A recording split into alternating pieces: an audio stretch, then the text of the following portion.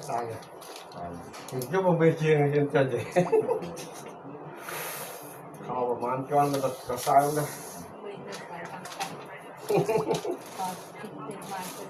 Diễn xong là sao một cơ nên sẽ cả đây cái bớt cái sai chia thay vẫn sai môi sai ấy bạn đó. Ai mà bọc châu năm miền thiêng phong miền ấy phong bánh thật không bánh ấy thôi. À thời cái đáy tao mong ngày nó cái đáy khang Vì bây ngày ngày này hả? Hay bây giờ đưa nó lấy sai kèm sai bấy ấy. Cái đáy hai bầy tầng. Anh tròn tới chân cái miếng lại nó đang xa lại. Ấy. Này nó sôi cũng nấu.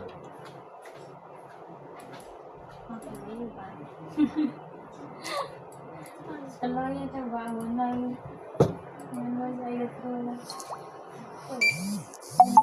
ini baik dia sampai ini ini baik